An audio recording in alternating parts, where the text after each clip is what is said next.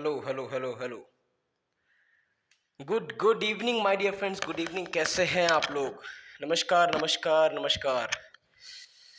Well नमस्कार, एक बार फिर मैं अक्षय श्रीवास्तव पुनः स्वागत करता हूं आप सभी का ब्रह्मास्त्र ऑफ सेलिंग के इस डे 3 में।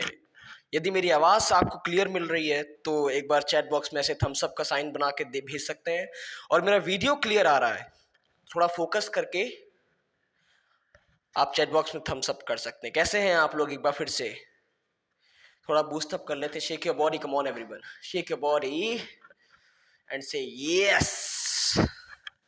साथियों, सेल्स पिछले 3 दिन, आज तीसरा दिन है, पिछले 2 दिनों से लगातार आपके साथ जुड़ता रहा हूं और अगले 10 दिनों तक लगातार जुड़ता रहूंगा।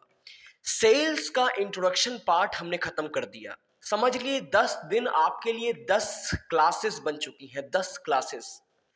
10 क्लासेस किसे कहते हैं? 1 2 3 4 5 6 7 8 9 10। जैसे एक 10 क्लासेस होती है एक स्कूल में, ठीक ऐसा ही आपके साथ भी हो रहा है। ये 10 दिन आपकी 10 क्लासेस है। और मैं आपको बता दूं, फर्स्ट सेकंड क्लास में जो बच्चे को जिस तरह से समझाया जाता है, थर्ड क्लास में जब वो बच्चा आता है उसका लेवल अप हो जाता है। जैसे जैसे एक क्लास वो अप जाता है उसका लेवल भी अप हो जाता है। तो इस बात का जवाब मुझे आप ही लोग दीजिएगा कि जब लेवल अप होता है तो कठिनाइयां बढ़ती हैं या फिर घटती हैं? है जी? चीजें कॉम्प्लिकेटेड होती हैं या फिर आसान होती जाती हैं?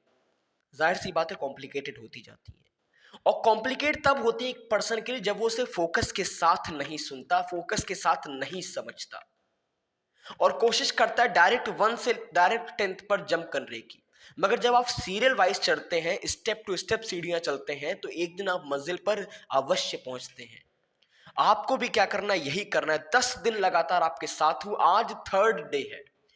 थर्ड डे यानी कि एक लेवल अप हो चुका है।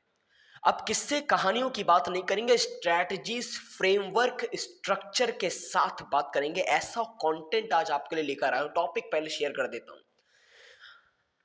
फोकस के साथ रहिएगा। आवाज मिल रही हो तो ठीक है, वीडियो क्लियर आ रहा है, फोकस। हाँ जी, टॉपिक आपके साथ शेयर करना चाहता हूं। आज मैं आपको नेसेसिटीज बताऊंगा सेल्स के बारे में। देखिए, 2 दिन हमने इंट्रोडक्शन टू सेल्स का पार्ट खत्म कर लिया। जो लोग पहले दिन से मेरे साथ जुड़े उनको पता है इंट्रोडक्शन टू सेल्स में मैंने क्या क्या आपको बताया। पहली चीज, सेल्स किसे कहते हैं, सेल्स जरूरी क्यों होता है, सेल्स से आप क्या पा सकते हैं, सेल्स कितना मुश्किल होता है, कितना आसान होता है, सेल्स को किया कैसे जा सकता है, ये सब चीजें समाप्त हो चुकी हैं। यदि आपने उनको मिस किया तो अभी भी कोई बहुत बड़ी गलती आपने नहीं कर दी है। आप तीसरे दिन से लगातार 10 दिनों का कंटेंट सीख सकते हैं मेरे साथ। और यदि आप पहले दिन से जुड़ रहे हैं तो आप तीसरे दिन में एंटर हो चुके हैं, इसके लिए आपको बहुत बहुत बधाइयां। मगर अब एक लेवल अप हो चुका है। किस्से कहानियों के साथ अब कंटेंट नहीं शेयर होंगे आपके साथ। कोई भी सेशन में किस्से कहानियां नहीं होंगी। अब सीधा फ्रेमवर्क, स्ट्रक्चर के साथ बात किया जाएगा। शुरू करते हैं। आज आपको नेसेसिटी थिंग्स बताऊंगा, नेसेसिटी बताऊंगा। सेल्स के दौरान नेसेसरी चीजें क्या होती हैं। साथियों, 2 प्रकार के अलग अलग चीजें होती हैं। एक होती है टेंजिबल और दूसरी होती है इनटेंजिबल।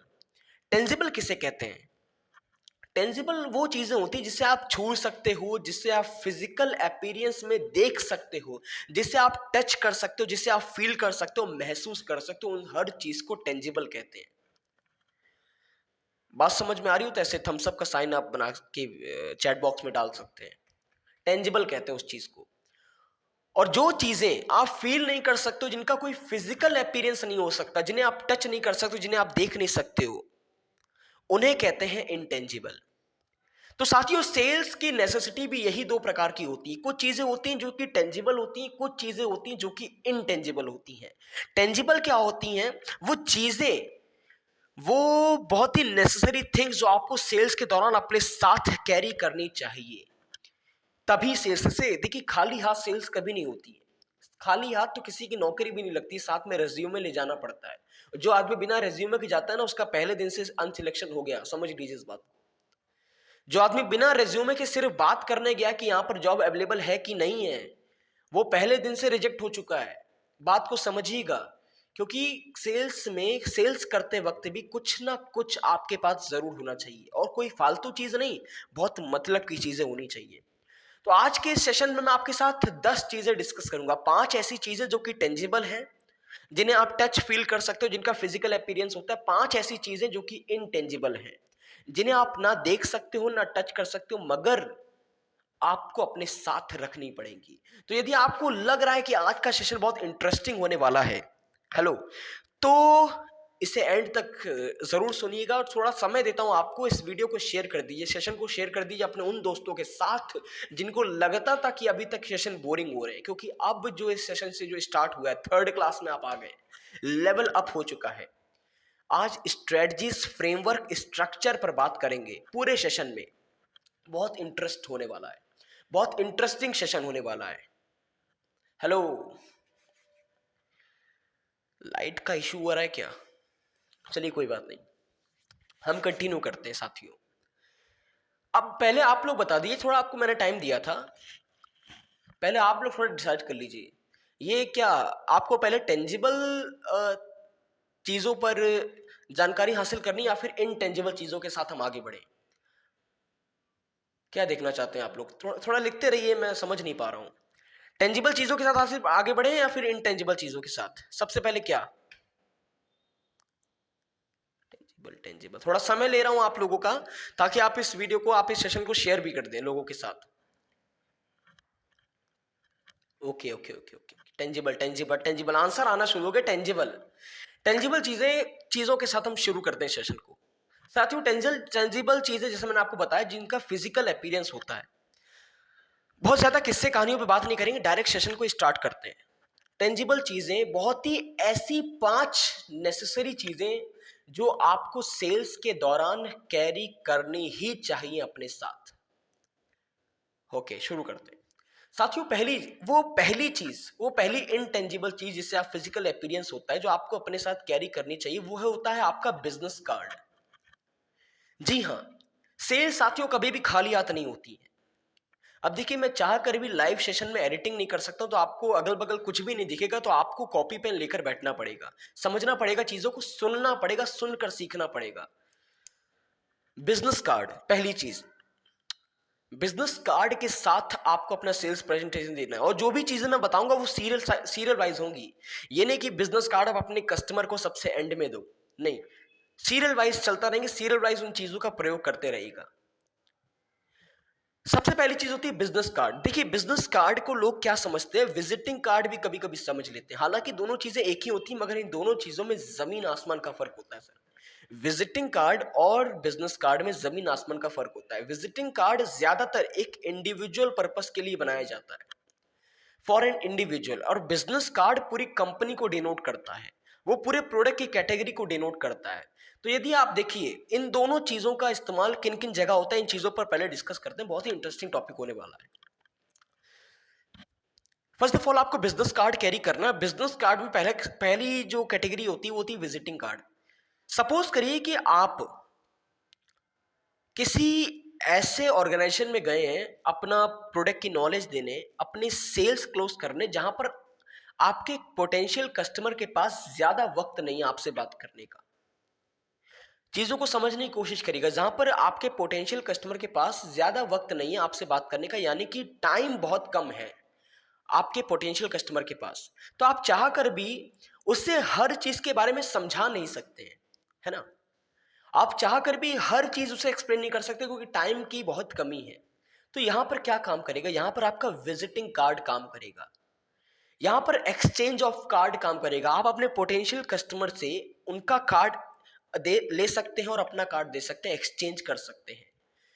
क्यों? क्योंकि यहां पर टाइम की कमी है। देखिए, विजिटिंग कार्ड में जो उसका स्ट्रक्चर होता है, उसमें सबसे नेसेसिटी क्या होता है, इस चीज पर फोकस करिएगा। विजिटिंग कार्ड में होना क्या चाहिए?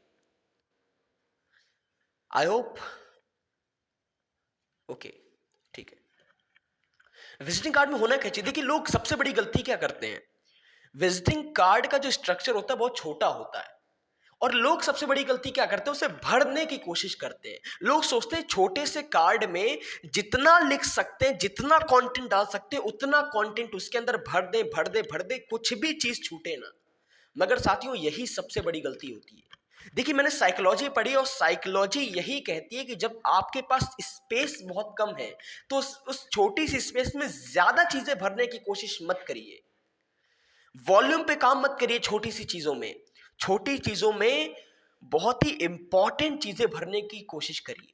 देखिए, विजिटिंग कार्ड में सबसे ज्यादा जरूरी क्या होता है? आपका टाइटल।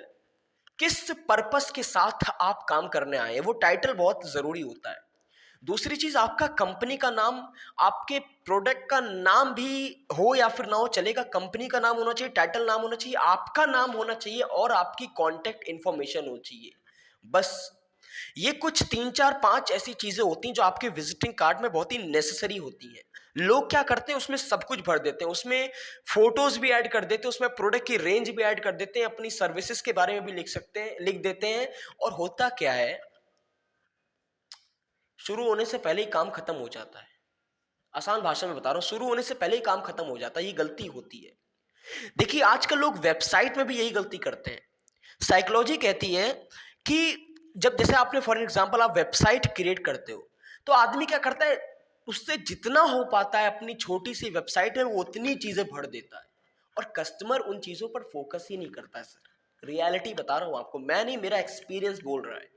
रियलिटी बता रहा हूं, कस्टमर इतनी सारी चीजों पर कभी फोकस नहीं करता है। तो बजाय इतनी सारी चीजों को डालने से आप कुछ इंपॉर्टेंट चीजें क्यों नहीं डाल सकते हो? डाल सकते हो ना, कुछ इंपॉर्टेंट चीजें, बस कुछ इंपॉर्टेंट चीजें जो वाकई में कस्टमर की लाइफ में वैल्यू ऐड कर सकती हैं।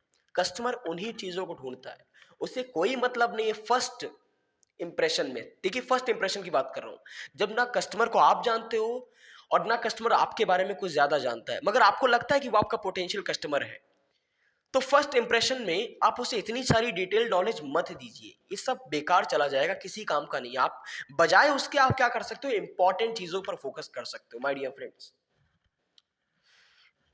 तो आई होप आप इस बात को बहुत अच्छे से समझ रहे होंगे।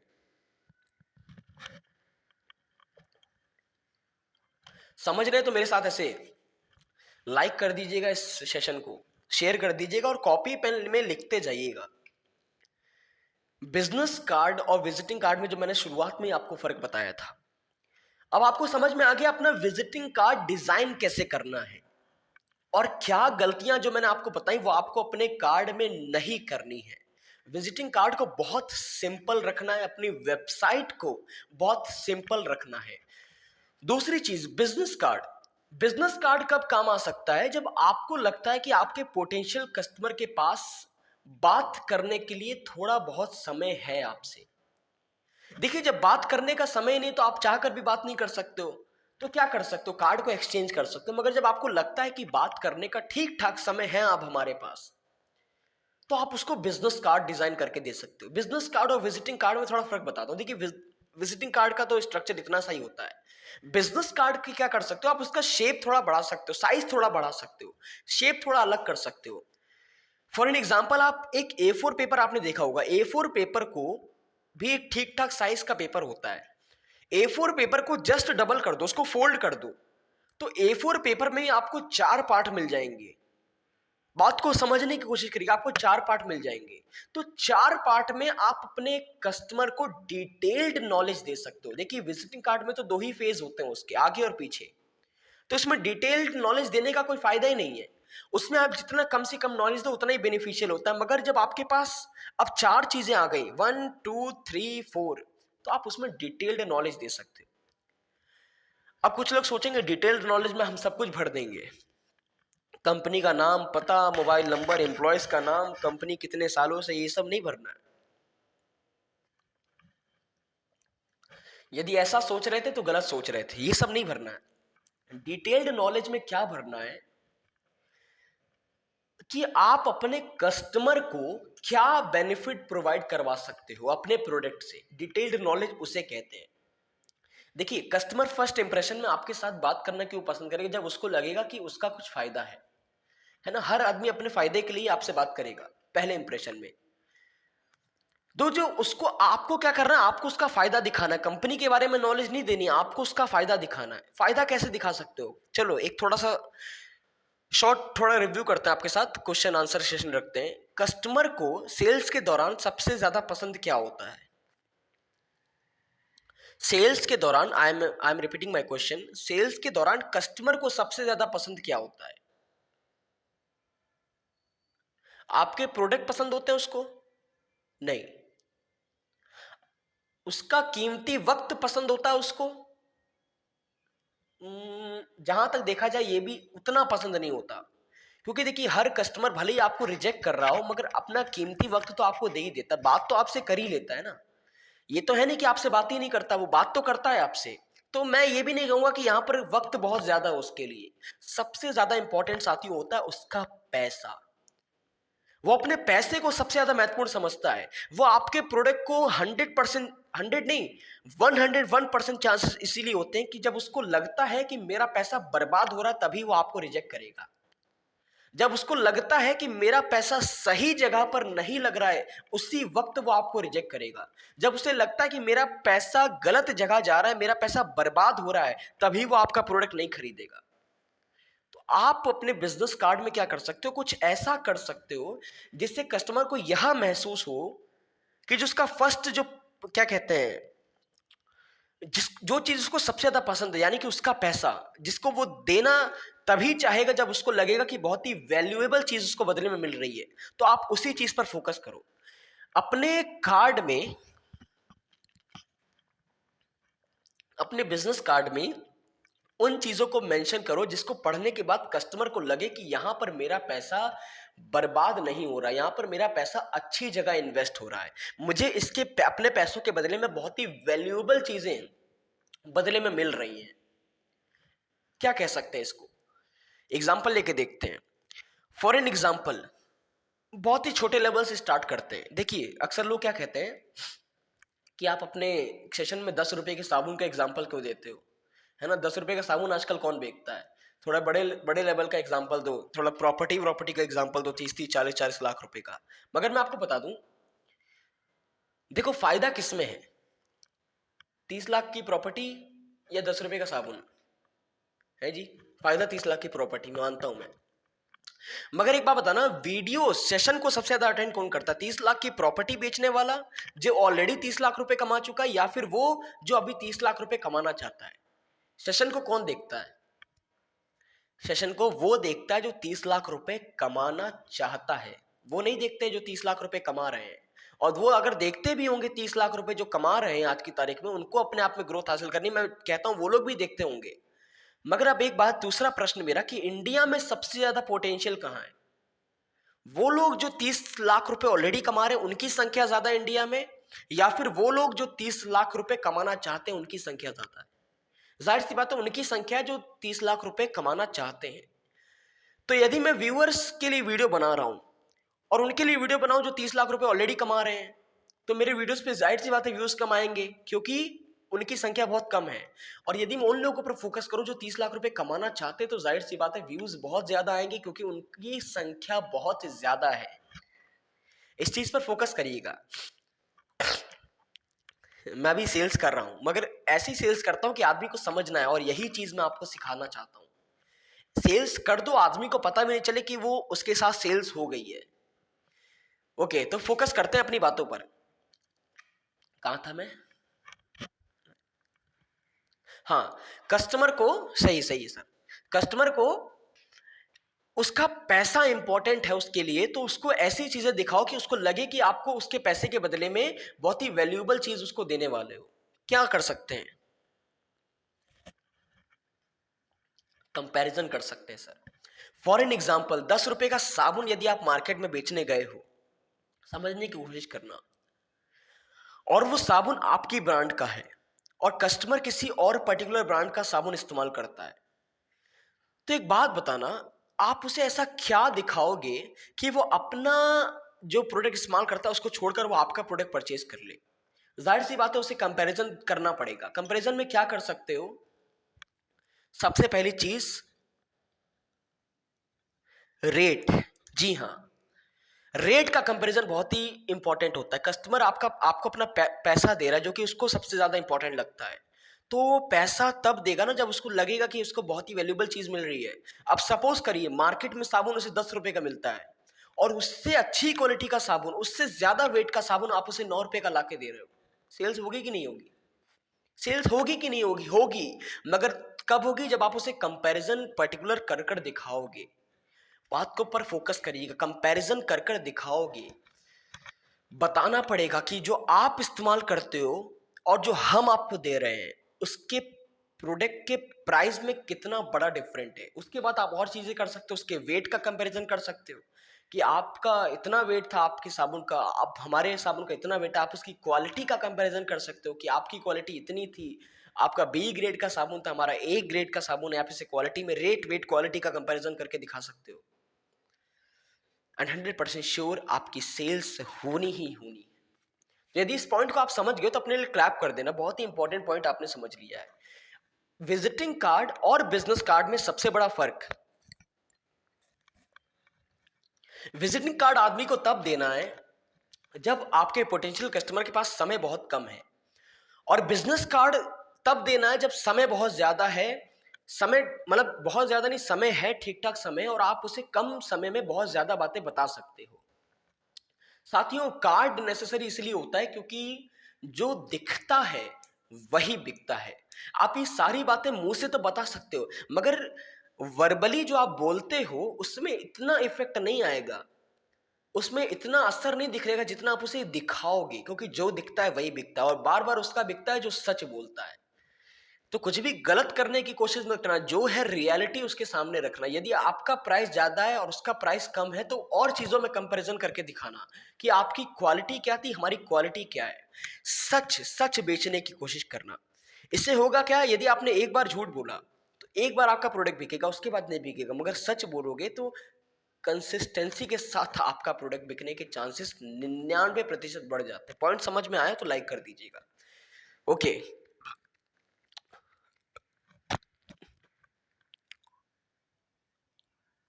ये क्या है?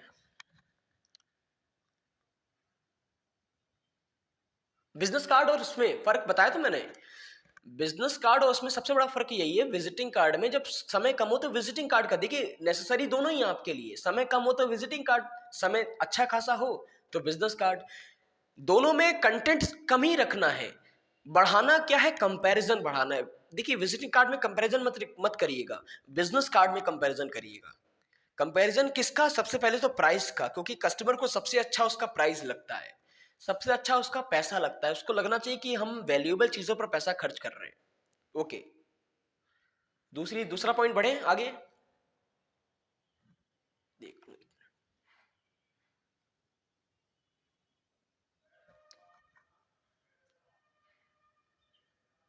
ठीक है, एक सेकंड।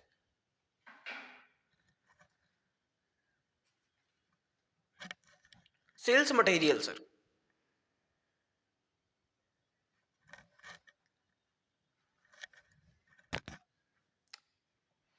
कोई बात नहीं। Okay, sales material sir, sales material एक सेल्स वाले पर्सन के लिए बहुत इंपॉर्टेंट होता है। सेल्स मटेरियल किसे कहते हैं ये मत सोचिएगा ये तो हमको पता है तो पहले ही भाग जानी। सेल्स मटेरियल बहुत इंपॉर्टेंट है। सेल्स मटेरियल किसे कहते हैं? अपने साथ जब भी सेल्स करने जाना, सेल्स मटेरियल जरूर इस्तेमाल करना।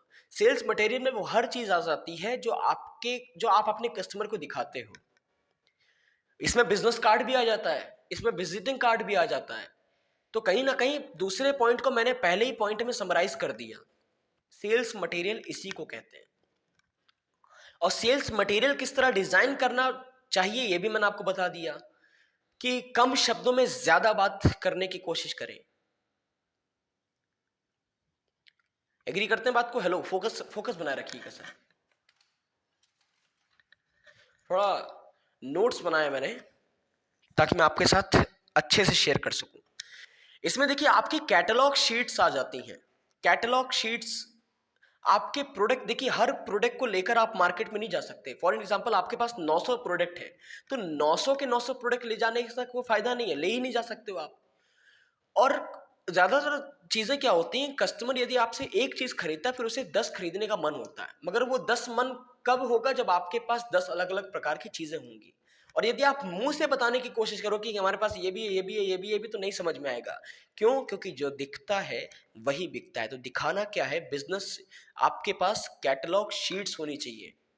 अपनी प्रोडक्ट के बारे में, जहां पर आप प्रोडक्ट का कंपैरिजन हो सके मार्केट प्रोडक्ट से और आपके प्रोडक्ट के बारे में। एग्री करते हैं सर बात से?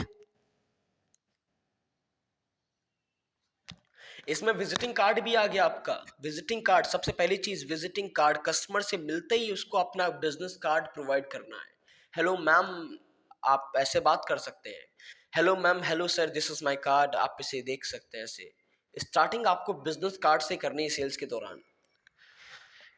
अच्छा, इसको समझ गए क्या? तो एग्री करता हूं ना, इस पे ज्यादा बात करने, क्योंकि पहले ही पॉइंट में दूसरे पॉइंट को समराइज कर दिया। बिजनेस मटेरियल, आपके पास सेल्स मटेरियल होना बहुत जरूरी है।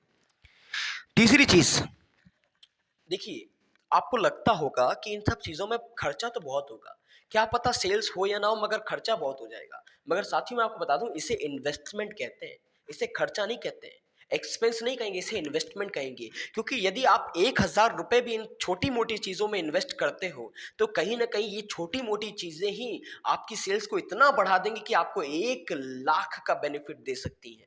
1,000 का इन्वेस्टमेंट 1 लाख का बेनिफिट दे सकता है। तो करना क्या है? इन्वेस्टमेंट तो करना है। ये मत सोचना कि ये सब चीजें नेसेसरी नहीं है, बहुत नेसेसरी है। और यहीं से मेरा अगला पॉइंट शुरू होता है। तीसरा पॉइंट लिख लीजिएगा अपनी डायरी पेन में, sample product. Sir, sample product बहुत ही नेसेसरी होता है। हेलो, सैंपल प्रोडक्ट, लोग सोचते हैं इसने नहीं लिया सैंपल प्रोडक्ट, भले ही सैंपल के लिए प्रोडक्ट है, खरीदना तो पड़ता है ना, सैंपल प्रोडक्ट भी पैसा तो देना पड़ता है। अब हम तो कस्टमर को फ्री में दे देंगे, पैसा तो हमारा गया ना। ऐसा मत सोचिए, ये इन्वेस्टमेंट है। क्या पता एक सैंपल प्रोडक्ट आपको 10 अलग अलग प्रकार के ऑर्डर क्रिएट करके दे सकता है ना। तो सैंपल प्रोडक्ट में खर्चा जरूर करिएगा। इसको ऐसा मत सोचिएगा कि ये मेरे लिए खर्चा है, नहीं सर, ये आपके लिए इन्वेस्टमेंट है। सैंपल प्रोडक्ट दिखाने के लिए हमेशा अपने पास रखिए। अब देखिए, सेल्स तो सर्विसेज के साथ भी होती है। जो आदमी गुड्स में सेल करता है उसके लिए सैंपल प्रोडक्ट्स, और जो आदमी सर्विसेज में सेल करता है, जो आदमी गुड्स में डील ही नहीं करता है, वो सर्विसेज में डील करता होगा। सर्विसेज फॉर एन एग्जांपल, आप किसी का कोर्स बेचते हो या आप अपना कोर्स बेचते हो, तो कोर्स तो गुड्स तो है नहीं, ये तो सर्विसेज है। इसमें क्या आप सैंपल के रूप में दोगे? जाना चाहते हैं? जानना चाहते हैं ना? तो इसमें सर्विसेज में आप सैंपल में क्या देख सकते हो सर? दे सकते हो, आप अपने कोर्स में एडिटिंग तो करते ही हो या फिर करवाते होगे। समझ लीजिए अपने कोर्स में जो आपने एडिटिंग करी, उससे 10 गुना ज्यादा एडिटिंग का, पावरफुल एडिटिंग का एक बहुत ही जबरदस्त ट्रेलर बनाकर रखिए। जो आदमी सर्विसेज में डील कर रहा है उनकी बात कर रहा हूं इस समय में। ट्रेलर क्रिएट कर लीजिए सर अपने प्रोडक्ट का, ट्रेलर क्रिएट कर लीजिए अपने कोर्सेज का, और आदमी का वो trailer as a sample product gift करिए। और आपका ट्रेलर इतना जबरदस्त होना चाहिए कि आदमी एक ट्रेलर में ही इन्फ्लुएंस हो जाए। अपने असली कंटेंट से 10 गुना ज्यादा एडिटिंग, 10 गुना ज्यादा खर्चा अपने ट्रेलर पर करिएगा और उसे फ्री में दीजिएगा, ताकि एक बार में आदमी इन्फ्लुएंस हो जाए। देखिए होता क्या है, अक्सर आदमी गलती क्या करता है, सबसे बड़ी गलती यही करता है, क्योंकि आपको पता है कि आपके प्रोडक्ट में क्या खासियत है, तो आप वर्बली अपने प्रोडक्ट के बारे में बता सकते हो। मैम हमारे प्रोडक्ट में ये है, मैम हमारे प्रोडक्ट में, सर हमारे प्रोडक्ट में ये है, सर हमारे प्रोडक्ट में ऐसा, सर हमारे प्रोडक्ट को ये लोगे तो ऐसा हो जाए। ये सब बातें फालतू हैं, ये सब बातें फालतू हैं। क्यों? क्योंकि आपके कस्टमर को आपके प्रोडक्ट के बारे में कुछ पता ही नहीं है। आपको पता है तो आप अपने मुंह से बता रहे हो, कस्टमर को नहीं पता तो आप मुंह से बता रहे हो, वो सुनेगा ही नहीं, समझ ही में नहीं आएगा। क्या करना पड़ेगा? जो दिखता है वही बिकता है, दिखाना पड़ेगा। सैंपल, अगर आप गुड्स में डील करते हो, गुड्स की तारीफ अपने मुंह से मत करिए कि सर हमारे प्रोडक्ट में ऐसा है, सर हमारे प्रोडक्ट में वैसा है। कस्टमर का फीडबैक रिकॉर्ड करिए, और कस्टमर जिसे आप सेल करने जा रहे हो, अपने पोटेंशियल कस्टमर को वो फीडबैक दिखाइए कि इतने लोगों ने मेरा प्रोडक्ट इस्तेमाल किया और इतना अच्छा फीडबैक दे रहे हैं। लोगों से बहुत जबरदस्त फीडबैक लेना शुरू कर दीजिए कि ऐसा धमाकेदार प्रोडक्ट हमने आज तक नहीं देखा, इसने इतनी सारी चीजें हमारी कर दी, इतना बेनिफिशियल प्रोडक्ट, इतना सस्ता प्रोडक्ट है, इतने कम अमाउंट में इतनी सारी चीजें हेल्पफुल कर देता है। ये आप रिकॉर्ड करिए, कस्टमर को ये सब चीजें दिखाइए, क्योंकि जो दिखता है वही बिकता है। अगर आप गुड्स में डील करते हैं तो सैंपल प्रोडक्ट दीजिए अपने कस्टमर को, उसको दिखाइए, आप एक बार इस प्रोडक्ट को इस्तेमाल करिए, और जब वो इस्तेमाल करेगा तभी उसे समझ में आएगा खासियत उस प्रोडक्ट की। यदि आप मुंह से बताकर बार बार जाओगे सेल करने, उतना इफेक्टिव तरीका नहीं है सर, ये उतना रिजल्ट आपको क्रिएट करके नहीं देगा जितना एक सैंपल प्रोडक्ट। आप 100 शब्द बोलोगे, आपका एक सैंपल प्रोडक्ट उस 100 शब्द का काम कर देगा। आसान भाषा में समझ कर देखना, एक सैंपल प्रोडक्ट 100 शब्दों के बराबर होता है। 100 शब्द आपके कम हो गए, अब आपको क्या हुआ, टाइम कम हो गया आपका, एक सैंपल प्रोडक्ट आपने दे दिया। सर्विसेज में ट्रेलर क्रिएट करके देगी कि हमारे कंटेंट में ऐसा क्या है, मैं जो आपको बेच रहा हूं, मैं जो आपको दे रहा हूं, इससे आपकी कितनी बड़ी मदद हो सकती है। सैंपल ट्रेलर दीजिए, गुड्स में डील करते तो सैंपल गुड्स दीजिए, फ्री में दीजिए ताकि आदमी को समझ में आए।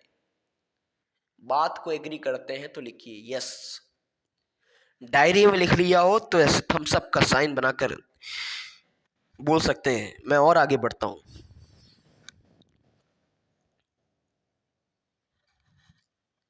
सैंपल प्रोडक्ट लेके जाइएगा, ट्रेलर लेकर जाइएगा, सर्विसेज अगर आप डील करते हैं दिखाने के लिए। ओके, 3 चीजें अभी तक मैंने डिस्कस कर ली सर आपके साथ। 3 चीजें, बिजनेस कार्ड, सेल्स मटेरियल और जो भी मैंने आपके साथ डिस्कस किया सैंपल प्रोडक्ट्स। कितना जरूरी होता है ये मैं आपको हर चीज में एक्सप्लेन करते जा रहा हूं। थोड़ा ब्रेक इसलिए ले रहा हूं, थक जाता हूं बोलते बोलते। अब आगे बढ़ते हैं। चौथा पॉइंट डायरी में लिख लीजिएगा। चौथा पॉइंट है अपने साथ हमेशा, सुनिएगा गौर से, तब रिस्पॉन्स करिएगा, तब रिएक्ट करिएगा। अपने साथ हमेशा एक पेन और नोटबुक जरूर लेके जाइए, नोटपैड जरूर लेके जाइए। अब आप सोचोगे ये कौन सी बहुत बड़ी बात है, ये तो हम लेकर जाते हैं, ये तो हमेशा लेकर जाते हैं, होता कुछ नहीं है। होता इसलिए नहीं क्योंकि करते नहीं हो। उसमें करना क्या है ये आपको पता नहीं। पेन और नोटबुक तो लेके जाते हैं हर आदमी, पेन और नोटपैड तो हर आदमी लेकर जाता है, उसमें करना क्या है ये पता ही नहीं है आपको। समझिएगा करना क्या है, पेन और नोटपैड में आपको करना क्या है, इस चीज को समझिएगा। पेन और नोटपैड से क्या कर सकता है आदमी, लिख ही तो सकता है, और क्या कर सकता है ना। नहीं सर, सिर्फ लिखना नहीं है, क्या लिखना है इस चीज पर फोकस करिएगा। देखिए यदि आपको पता है, आप अपने कस्टमर के पास गए, फॉर एन एग्जांपल समझ कर देखिएगा, सोच कर देखिएगा, आप अपने कस्टमर के पास गए, आपको उसकी बातों से लग गया कि आपका कस्टमर आपका प्रोडक्ट नहीं खरीदने वाला है, आपकी सेल्स वहां पर क्लोज नहीं होने वाली, वो आपको रिजेक्ट कर रहा है, तब पेन और डायरी का बहुत काम आता है, बहुत इस्तेमाल होता है, बहुत यूज होता है, बहुत नेसेसरी होता है। क्योंकि कोई भी आदमी, देखिए 90% केस में आदमी कभी भी मुंह पर मना नहीं करता, नहीं शब्द का इस्तेमाल नहीं करता, वो डायरेक्ट नहीं कहेगा कि मुझे नहीं लेना है, वो एक्सक्यूजेस क्रिएट करता है सर, वो बहाने बनाकर मना करने की कोशिश करता है, वो बहाने बनाता है, वो डायरेक्ट मना नहीं करेगा, इनडायरेक्ट मना करेगा। वो क्या कहेगा, नहीं ये प्रोडक्ट तो हम नहीं ले सकते क्योंकि हम इतने सालों से ये प्रोडक्ट इस्तेमाल कर रहे हैं, इसलिए हम वही प्रोडक्ट इस्तेमाल करेंगे, हम आपका प्रोडक्ट नहीं ले सकते। क्या किया, बहाना बनाया, डायरेक्ट मना नहीं किया, एक्सक्यूज दिया आपको। और अब देखिए एक नॉर्मल सेल्स पर्सन क्या गलती करेगा, वो बहस करने पर उतर आएगा, बोलेगा मैम इतने साल से तो इस्तेमाल करो, एक बार हमारा करके इस्तेमाल देखो। बोलेगा इतना महंगा तो आप इस्तेमाल करते, एक बार इतना सस्ता मैं आपको दे रहा हूं, इसको इस्तेमाल करके देखो। बोलेगा आपकी क्वालिटी 2 कौड़ी की, आपकी क्वालिटी किस प्रकार की क्वालिटी का इस्तेमाल कर रहे हो, एक बार हमारी क्वालिटी का इस्तेमाल करके देखो। इसे बहस करना कहते हैं। और यहीं पर 99% चांसेस बढ़ जाते हैं आपको रिजेक्शन मिलने की, क्योंकि कस्टमर से बहस करोगे तो वो ऑलरेडी आपको रिजेक्ट कर देगा। कस्टमर की हाँ में हाँ मिलाना सीखो। यदि वो बोल रहा है कि मैं इतने सालों से वो प्रोडक्ट इस्तेमाल कर रहा हूं, इसीलिए मैं आपका प्रोडक्ट इस्तेमाल नहीं करूंगा, तो उसकी हाँ में हाँ मिलाओ। और जब पता ही चलेगा कि सेल्स क्लोज नहीं होने वाली, तो हाँ में हाँ मिलाओ, सेल्स बंद करो वहीं पर, सेल्स मत करो, हाँ में हाँ मिलाओ, तारीफ करो कस्टमर की, मैम मैं आपकी तारीफ करता हूं, मैं आपको कॉन्ग्रेचुलेट करना है, क्योंकि बहुत मुश्किल होता है एक इतने छोटे से प्रोडक्ट को इतने सालों से इस्तेमाल करना, आपने वो टास्क कंप्लीट किया। थोड़ा सा आप बोल सकते हो, हाँ में हाँ मिलाओ कि मैम आप बहुत अच्छा काम करें, इतने सालों से इस्तेमाल करिए, और उसके बाद अपने प्रोडक्ट का नाम मत लेना कि एक बार हमारा ट्राई करके देखिए। नहीं, आपको क्या करना है, उनकी एक्सक्यूज को लिख लीजिए, कस्टमर ने आपको क्यों रिजेक्ट किया और उसके बदले में क्या एक्सक्यूज दी, अपने पेन और नोटपैड में नोट कर लीजिए। एक्सक्यूज क्या मिली कि हम इतने सालों से उस प्रोडक्ट को इस्तेमाल कर रहे हैं, इसीलिए हम उसी प्रोडक्ट को इस्तेमाल करेंगे, आपका प्रोडक्ट इस्तेमाल नहीं करेंगे। अब आपको ये एक्सक्यूज मिल गई। पता कर लीजिए वो किस कंपनी का प्रोडक्ट था, वो किस ब्रांड का प्रोडक्ट था। एक्सक्यूज मिल गया, वापस आ जाइए, अब क्या करना है, गौर से सुनिएगा मेरी बातों को। जो यहां पहुंचा है यहां तक, वही इस ट्रेनिंग का असली पार्ट, असली मजा ले सकता है। क्या करना है, उस चीज पर, उस ब्रांड पर, उस कंपनी पर रिसर्च चालू करना है कि आखिर वो कंपनी ऐसा क्या करती है, वो कंपनी कौन सी सेल्स स्ट्रेटजी, कौन सी सेल्स टेक्निक को अपनाती है कि कस्टमर उसका प्रोडक्ट छोड़ने को राजी ही नहीं है, बल्कि उसके कई गुना ज्यादा सस्ता प्रोडक्ट मैं उसको दे रहा हूं, उससे अच्छी क्वालिटी का प्रोडक्ट दे रहा हूं, मगर कस्टमर उस प्रोडक्ट को छोड़ने में राजी नहीं है। उस टेक्निक को नोट करिए सर, उस पर रिसर्च करिए, उसको सीखिए कि वो कंपनी ऐसा क्या करती है, वो ब्रांड ऐसा क्या करता है कि कस्टमर उसका प्रोडक्ट छोड़ना ही नहीं चाहता है। उस चीजों को नोट करिए, उसे सीखिए, उससे लर्न करिए, और अगली बार जब सेल्स फील्ड में जाइएगा सेल्स करने, तो उस टेक्निक को अपने साथ लेकर जाइएगा, और सेल्स करते वक्त दूसरे कस्टमर से उस टेक्निक पर फोकस करके बात करिएगा। अब क्या हुआ, एक एक्सक्यूज तो आपका कम हो गया ना, क्योंकि आपने उस जगह से सीखा है जहां पर वो एक्सक्यूज लाया गया था। तो यहां पर 100% चांसेस है कि बदले में वो एक्सक्यूज सुनने को आपको नहीं मिलेगा। हेलो, अब वो एक्सक्यूज मिल ही नहीं सकता, क्योंकि आपने उस एक्सक्यूज को ही खत्म कर दिया सर, आपने उस बहाने को ही मार दिया। अब चाह कर भी कस्टमर वो बहाना नहीं मार सकता, क्योंकि आपने उस बहाने को खत्म कर दिया। अब यदि कस्टमर आपको एक्सक्यूज देता है, देखिए चांसेस तो हैं कि 70% चांसेस है कि आप प्रोडक्ट आपका बिक जाएगा, मगर अभी भी कोई एक्सक्यूज करता है तो उस एक्सक्यूज को भी नोट डाउन करिए, कस्टमर की हाँ में हाँ मिलाइए, वहां से निकल जाइए, कस्टमर को प्रोडक्ट बेचने की कोशिश मत करिए। उस एक्सक्यूज को लिखिए, उस पर फोकस करिए, उस पर रिसर्च करिए, और फिर जाकर रिसर्च करने के बाद उस एक्सक्यूज को भी खत्म कर दीजिए। मिलने तो जितनी एक्सक्यूज मिलेगी, हर एक्सक्यूज को मैं खत्म करके इस फील्ड में उतरूंगा। यकीन मानिए सर, यकीन मानिए, मेरी बात का एक्सपीरियंस बोल रहा है मेरा। एक भी दिन ऐसा नहीं होगा जिस दिन आप कोई ना कोई सेल्स खत्म करके ना हो। एक भी दिन ऐसा नहीं होगा जिस दिन आप बिना बेचे घर आ जाओ। एक दिन ऐसा नहीं होगा जिस दिन आप सेल्स क्लोज ना करो। क्यों? क्योंकि आपने बहानों पर फोकस किया, कस्टमर के बहानों पर फोकस किया, और बहानों को ही खत्म कर दिया। बात एग्री कर रहे हैं तो लिखिए यस, यस लिखिए, यस टाइप करिए, यस। बात समझ आ रही हो तो इस सेशन को लाइक कर दीजिए, और लोगों के साथ शेयर कर दीजिए। देखिए अब तो पता चल गया ना आपको क्या सिखा रहा हूं, एक लेवल अप जा चुके हैं। अच्छा, पेन और डायरी में यही नहीं लिख रहे हैं सिर्फ, पेन और डायरी का दूसरा एग्जाम्पल बता रहा हूं, बहुत ही गौर से सुनिएगा मेरी बात को, ये बहुत इंपॉर्टेंट है, बहुत इंपॉर्टेंट। होता क्या है सर, कस्टमर ए से शुरू करता है, वाई तक प्रोडक्ट बेच देता है, यानी कि यहां से बात शुरू होती है, यहां पर आ ही जाती है, मगर एक फैक्टर बहुत बड़ा प्रॉब्लम बन जाता है सेल्स के दौरान। वो फैक्टर होता है कस्टमर का पैसा।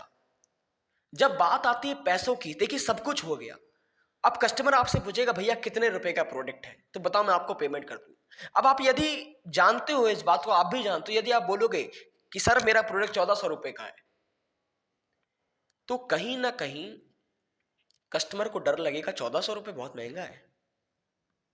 या आप जो भी प्राइस बता दो, आप 300 रुपए 400 रुपए बता दो, कस्टमर को लगेगा बहुत महंगा है, क्योंकि वो कोशिश करेगा बार्गेनिंग करने की। आदत होती है सर कस्टमर की, वो कोशिश करेगा बार्गेनिंग करने की।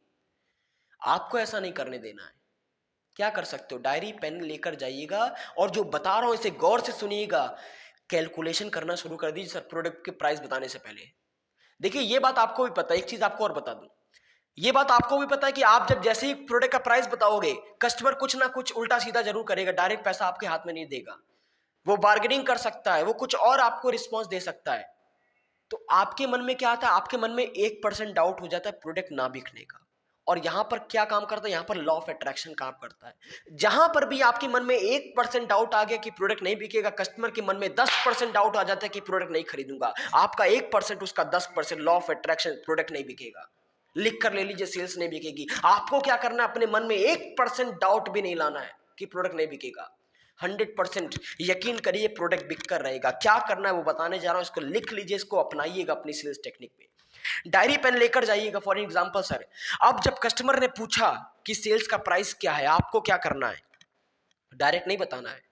डायरेक्ट नहीं बताना है कि 1400 रुपए का प्राइस है। कुछ मत बोलिए, शांत हो जाइए, थोड़ा टाइम लीजिए, डायरी पेन लेकर ऐसे लिखना शुरू कर दीजिए।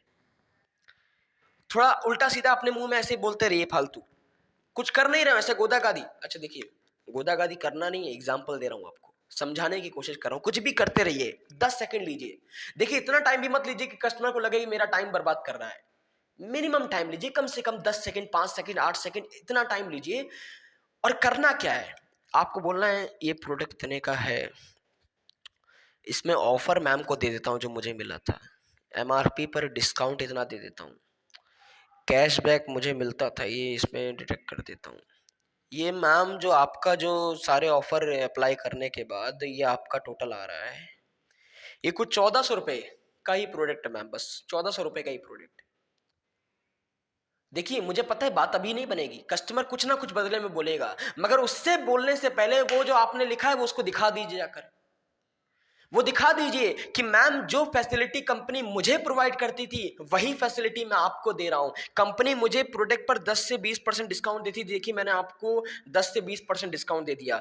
कंपनी ने मुझे ऑफर दिया था कि टॉप 10 कस्टमर को, यानी कि जो पहले 10 कस्टमर है, फर्स्ट 10 कस्टमर को इतना % डिस्काउंट मिलता है, जिसमें मैं भी शामिल था। मैंने वो डिस्काउंट भी इसमें माइनस कर दिया। कंपनी मुझे कैशबैक देती है प्रोडक्ट बेचने पर, मैंने वो कैशबैक इस प्रोडक्ट के प्राइस में ऑलरेडी डिडक्ट कर दिया, तब जाकर एक छोटा सा अमाउंट आपके सामने बनता है 1400 रुपये।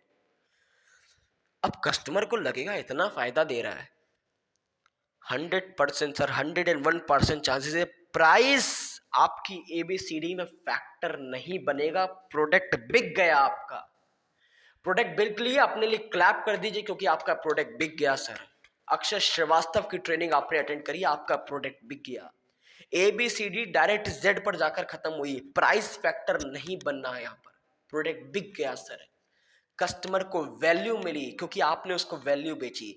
एमआरपी पर जो product, for an example MRP से उतना ही माइनस करके चलिए, ये सब कैलकुलेशन ऑलरेडी कर लीजिएगा सेल्स करने से पहले, उसके सामने बस लिख कर दिखा दीजिए इतना डिस्काउंट दे रहा हूँ, इतना कैशबैक दे रहा हूँ, और असली प्राइस तो वही था जिसमें आप ऑलरेडी बेचना चाहते हो। प्रोडक्ट बिक गया सर, प्रोडक्ट बिक गया। पेन और कॉपी का इस्तेमाल यहां पर करना है सर। पेन और कॉपी में ना जाने आप क्या क्या लिखते हैं, कस्टमर का नाम लिखते हैं, कस्टमर का फोन नंबर लिखते हैं, कस्टमर का एड्रेस लिखते हैं, इस सब से मतलब नहीं है सर। ये सब कंपनी इंफॉर्मेशन मांगती है, सेल्स करते वक्त इन सब चीजों की जरूरत नहीं होती है। सेल्स करते वक्त टेक्निक्स और स्ट्रेटजीज की जरूरत होती है जो मैं आपको सिखाता हूं। प्रोडक्ट बिक गया सर, प्रोडक्ट बिक गया। 1400 रुपये नहीं, 1600 रुपये का होगा, 2500 का प्रोडक्ट होगा, 2.5 लाख का प्रोडक्ट हो गया, बिक गया सर, यकीन मानिए प्रोडक्ट बिक गया। पेन और डायरी का इस्तेमाल, दो चीजें मैंने आपको बताई, फोकस किया हो यदि आपने। पहला तो जो मैंने आपको बताया, पेन और डायरी का इस्तेमाल कहाँ करना है, एक्सक्यूजेस नोट करने में। दूसरा इस्तेमाल जो मैंने आपको बताया कि डायरेक्ट पेमेंट कस्टमर को कभी नहीं बताना है, क्योंकि पेमेंट ही ऐसा फैक्टर होता है जो आपकी सेल्स ना होने के चांसेस बढ़ा देता है। बात समझ में आई तो लिखिए यस, टाइप करिए यस, और एक्साइटेड हैं तो ऐसे थम्स अप का साइन बनाकर चैट बॉक्स में भेजना शुरू कर दीजिए, क्योंकि ये जो बता रहा हूं आपको ये हलवा नहीं है सर, ये मजाक नहीं है, सेल्स स्ट्रेटजी, सेल्स का फ्रेमवर्क बता रहा हूं। अच्छा, पांचवी टेंजिबल थिंग जिसे आप टच और फील कर सकते हो, वो नोट करिएगा अपने साथ थोड़ा टेक्नोलॉजिकल डिवाइस लेकर जाइए। कस्टमर क्या करता है, टेक्नोलॉजिकल डिवाइस लेकर नहीं जाता। टेक्नोलॉजिकल डिवाइस यानी जो टेक्नोलॉजी से रिलेटेड हो। फॉर एग्जांपल आपको अपने प्रोडक्ट के बारे में कस्टमर को बताना है, तो आप क्या करोगे, बुक लेकर जाओगे और पन्ने पलटोगे। यही होता है सर आपके साथ, आप मना करो तब भी यही होता है, पन्ने पलट के आदमी दिखाता है उसको। वो क्या करता है, वो क्या कहते हैं, पीडीएफ का वो प्रिंट आउट निकलवा लेता है, पन्ने पलट कर आदमी को प्लान दिखाता है। ये तो नहीं करना है सर। आप जितना टाइम लगाते हो एक पन्ना पलटने में, उससे कम समय लगता है कस्टमर का अट्रैक्शन आपके टूटने में। कस्टमर का अट्रैक्शन आपसे टूट जाएगा, कस्टमर का इंटरेस्ट आपसे टूट जाएगा, अगला पेज पे ध्यान ही नहीं देगा सर वो। हेलो, बात सुनिएगा, वो ध्यान ही नहीं देगा आप क्या बोल रहे हो, क्योंकि आप उसका अट्रैक्शन टूट गया। समझ रहे हैं बात को। टेक्नोलॉजिकल डिवाइस का इस्तेमाल करिए, बुक को रिप्लेस कर दीजिए लैपटॉप से, बुक को रिप्लेस कर दीजिए टैबलेट से। अब फॉर एग्जांपल लैपटॉप में प्लान दिखा रहे हो तो एक क्लिक में अगली फाइल ओपन हो जाती है, अगली टेम्पलेट आ जाती है, एक क्लिक में अगली टेम्पलेट आ जाती है। बुक में दिखाओगे पन्ना पलटना पड़ेगा। बुक में कुछ उसको फोकस करके दिखाना तो पेन से उस पर गोला मारोगे, गंदा हो जाएगा, मिटेगा नहीं। अगले कस्टमर के पास जाओगे, वो सोचेगा ये क्या पुराना पुराना चीज लेकर आया है, इतने लोगों को इसने ये समझाया, हमें भी यही बेचने आया है। लैपटॉप में जाओगे, उसको सर्कल कर दोगे, पॉइंट कर दोगे, वो इरेज हो जाएगा, वो मिट जाएगा। ये फायदे होते हैं सर टेक्नोलॉजिकल डिवाइस ले जाने के, प्रोफेशनल लगने लगेंगे आप। लैपटॉप कोई पिट्ठू बैग में लेके नहीं जाना। अच्छा, दूसरी चीज मैंने एक चीज यहाँ पर मिस कर दी, क्योंकि ये बहुत कॉमन होती है। सेल्स हमेशा प्रोफेशनली की जाती है सर, सेल्स हमेशा प्रोफेशनली की जाती है। प्रोफेशनल यानी कि आप प्रोफेशनल होना चाहिए, आपका ड्रेसअप प्रोफेशनल होना चाहिए, ड्रेसिंग कोड में सेल्स की जाती है, लोअर टी शर्ट में सेल्स नहीं होती है। सेल्स बहुत प्रोफेशनल प्रोफेशन होता है। क्या करना है, प्रोफेशनल डिजाइन करना है अपने आप को। टाई टाई बहुत ही नेसेसरी होता है सेल्स के दौरान। अब जब टाई पहनोगे, जो टाई टी शर्ट पर नहीं पहनी जाती है, टाई शर्ट पर पहनी जाती है। और कौन सी shirt? Formal shirt. Formal shirt पे टाई पहनी जाती है। शर्ट अगर फॉर्मल होगी तो पैंट भी फॉर्मल होनी चाहिए, क्योंकि जीन्स कैजुअल शर्ट पे पहनी जाती है, फॉर्मल शर्ट पे जीन्स नहीं पहनी जाती है। अब जब शर्ट फॉर्मल है तो पैंट भी फॉर्मल होगी, और पैंट फॉर्मल है तो स्पोर्ट शूज नहीं पहने जाते सर। घड़ियां स्पोर्ट्स वाली नहीं पहनी जाती हैं, घड़ियां भी फॉर्मल पहनी जाती हैं, जूते भी फॉर्मल पहने जाते हैं। और जब आप पूरा फॉर्मल हो जाते हो तो जो आपके साथ जो कैरी बैग होता है वो कैजुअल नहीं और पिट्ठू बैग नहीं होना चाहिए, प्रोफेशनल होना चाहिए सर। लेदर बैग आपके साथ लगना चाहिए सर कि आप सेल्स करने जा रहे हो, क्योंकि दुनिया का सबसे मुश्किल काम आप करने जा रहे हो। सबसे मुश्किल काम को आसान बनाने जा रहे हो, जिसमें आपको मन चाहा पैसा, मन चाहा सम्मान, जो पाना चाहते हो वो पा सकते हो। कौन सेल्स नहीं करता सर? दुनिया का बड़ा से बड़ा आदमी सेल्स करता है। दुनिया का सबसे नंबर 1 अमीर आदमी सेल्स कर रहा है, भले ही वो जिस प्रोफेशन में हो।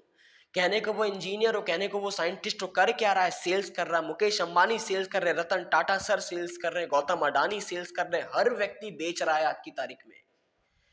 जेफ बेजोस सेल्स कर रहे हैं, इलॉन मस्क सेल्स कर रहे हैं, कहने को बहुत बड़े वो इंजीनियर है, कहने को बहुत बड़े सॉफ्टवेयर डिजाइनर है, कर क्या रहे हैं? बिल गेट सेल्स कर रहे हैं।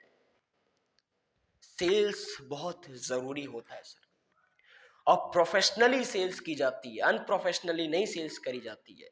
प्रोफेशनल कब लोगों की? जब आपके पास प्रोफेशनल टूल्स होंगे, जब आपके पास प्रोफेशनल ड्रेस कोड होगा, तब सेल्स होने के चांसेस सर 99% इंक्रीज कर जाते हैं। कमॉन, रिपीट करना चाहूंगा अपनी बात को, 99% इंक्रीज हो जाते हैं, क्योंकि सेल्स करनी नहीं पड़ती है। हेलो, सेल्स हो जाती है। सेल्स करनी नहीं पड़ती, सेल्स हो जाती है। क्यों? क्योंकि सेल्स होने के चांसेस ही जब 99% हो जाते हैं तो सेल्स अपने आप हो जाएगी।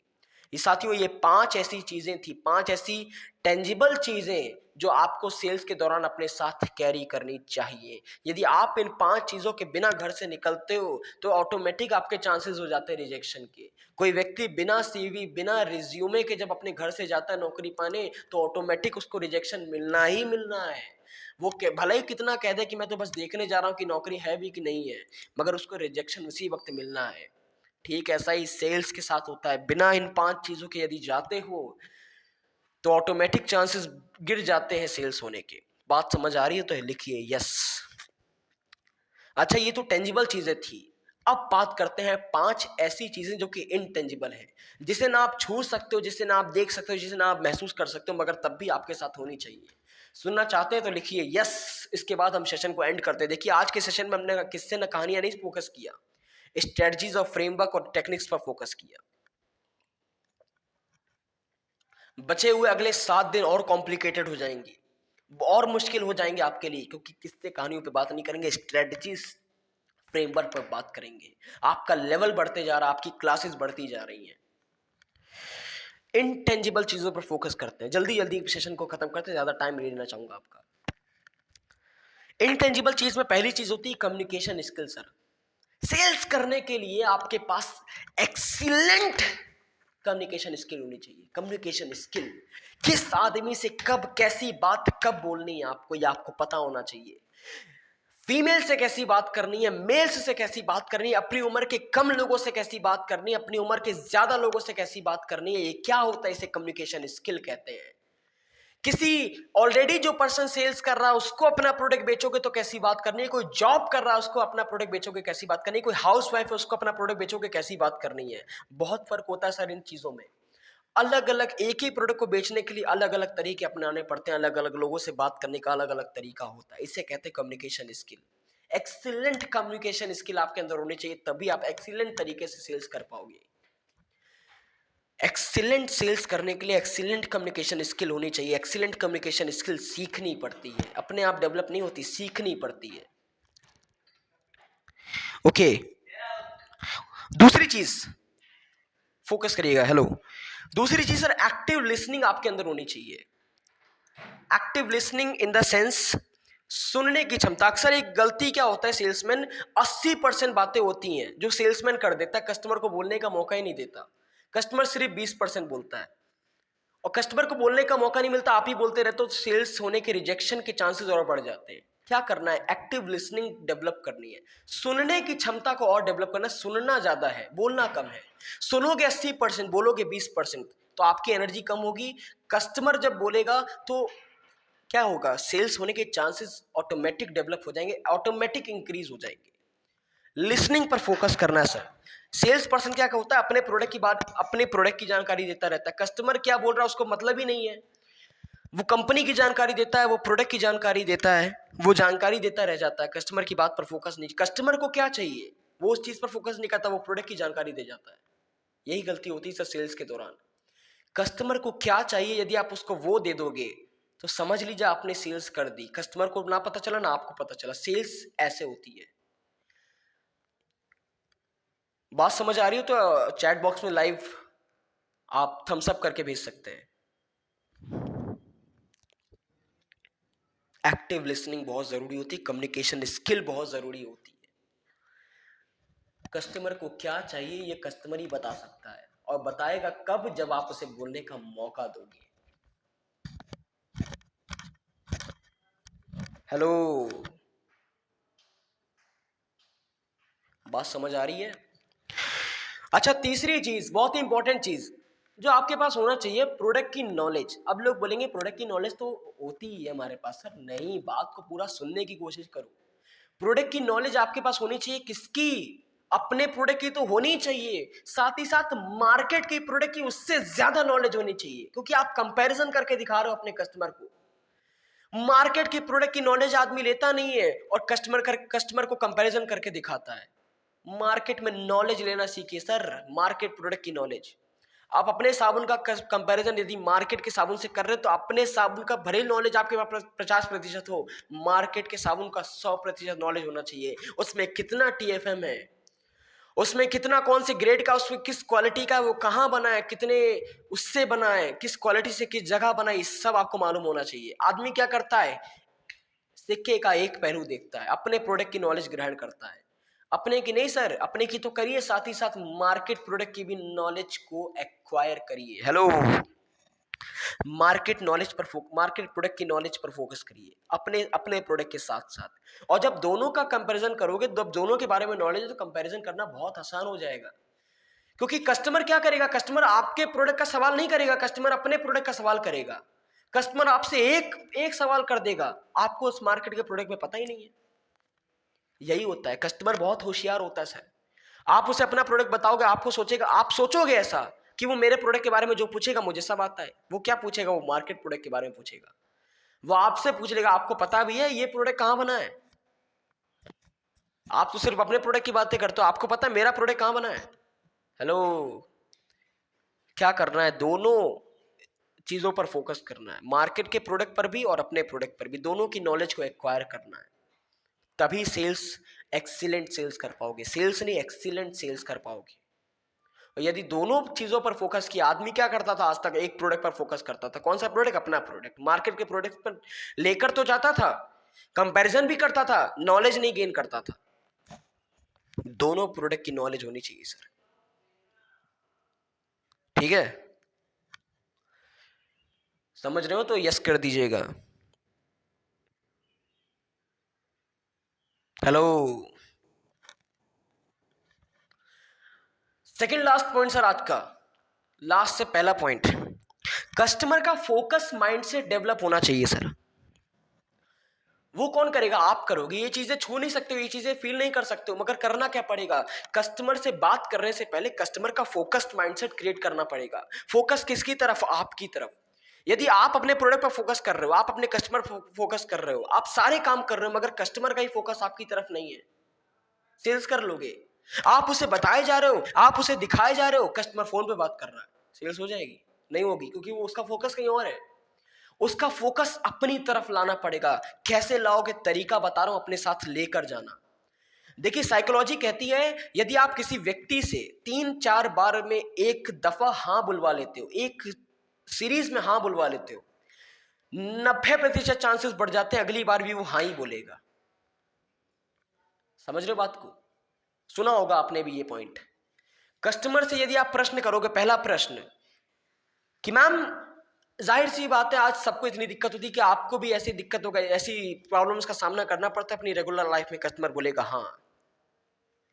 आपने आखिरी जो प्रश्न किया, बीच में कुछ कोई 2-4 प्रश्न आप ऐड कर लेना, अपने आखिरी प्रश्न करोगे तो क्या आप इस प्रॉब्लम का सॉल्यूशन पाना चाहते हो? कस्टमर बोलेगा हाँ। और वो प्रोडक्ट का सॉल्यूशन क्या है? वो आपका प्रोडक्ट है। हेलो माय डियर फ्रेंड्स, वो आपका प्रोडक्ट है, क्योंकि आप बेच नहीं रहे हो, आप कस्टमर की हेल्प कर रहे हो, उसकी प्रॉब्लम का सॉल्यूशन दे रहे हो। और जब आप प्रॉब्लम का सॉल्यूशन देते हो तभी आप असली सेल्स करते हो।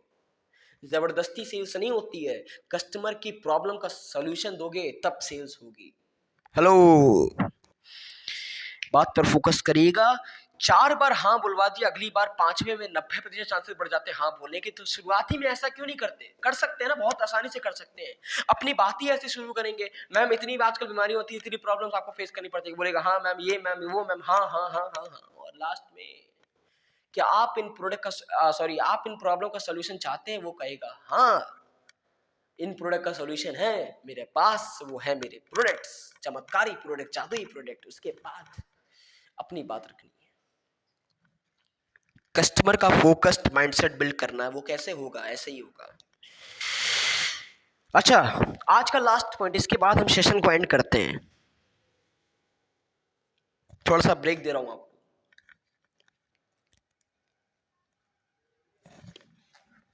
हेलो, एंड में जुड़े हो तो एंड में बहुत अच्छी बात बता दूं, आपके पास कंसिस्टेंसी होनी चाहिए सर। क्या? कंसिस्टेंसी भी देखी नहीं जाती है, कंसिस्टेंसी भी छुई नहीं जाती। यदि आप मेरी बातों को फोकस करोगे और लिख कर समझ कर एक आदमी के साथ ये काम करोगे और अगले आदमी के साथ फिर वही पुराना काम करोगे तो बात बिगड़ जाएगी। ये जितने पॉइंट्स बताए इनको कंसिस्टेंसी के साथ अपनाना है। अपने फील्ड में डेली जाना है, अपने फील्ड में अपने कस्टमर से डेली मिलना है और इन सारे पॉइंट्स को कंसिस्टेंसी के साथ अपनाना है। कुछ ना मिलेंगी, कुछ हाँ मिलेंगी, मगर कंसिस्टेंट काम करते रहना है सर, तभी आप एक्सीलेंट सेल्स कर पाओगे। सेल्स और एक्सीलेंट सेल्स में सबसे बड़ा फर्क यही होता है। बेचता तो चाय की टपरी वाला भी है, बेचता तो एमबीए चाय वाला भी है। वही चाय चाय की टपरी पे बिकती, वही चाय एमबीए चाय वाला बेचता है। वही प्रफुल्ल बिलोरे बेचते हैं, वही अनुभव दुबे बेचते हैं, वही बहुत बड़े बड़े स्टार्टअप्स बेचते हैं सर। फर्क क्या है? एक्सीलेंट सेल्स और सेल्स। सेल्स नॉर्मल आदमी करता है, सेल्स मुकेश अंबानी करते हैं। सेल्स और एक्सीलेंट सेल्स में यही फर्क होता है। तो मुझे लगता है आज का सेशन आपके लिए बहुत इंपॉर्टेंट रहा होगा वाकई में, क्योंकि मैंने ऐसी ऐसी स्ट्रेटजीज, ऐसी ऐसी फ्रेमवर्क आपके लिए डिजाइन कर रखे हैं। तो समझ लीजिए अगले 10 दिन कितने इंपॉर्टेंट होने वाले हैं। इसी के साथ मैं अपनी वाणी को आज विराम करता हूं। बहुत बहुत शुक्रिया साथियों, अपना कीमती वक्त हमें देने के लिए, इस सेशन को पूरा एंड तक देखने के लिए। पसंद आया तो लाइक किए बिना मत जाइएगा, शेयर कर दीजिएगा उन लोगों के साथ जो लोग इस सेशन को अटेंड नहीं कर पाए, ताकि अगले सेशन से वो लोग भी जुड़ना शुरू हो जाएं। आप सभी लोगों का हृदय की गहराइयों से प्रेम पूर्वक बहुत बहुत धन्यवाद। Thank you so much everyone, thank you so very much.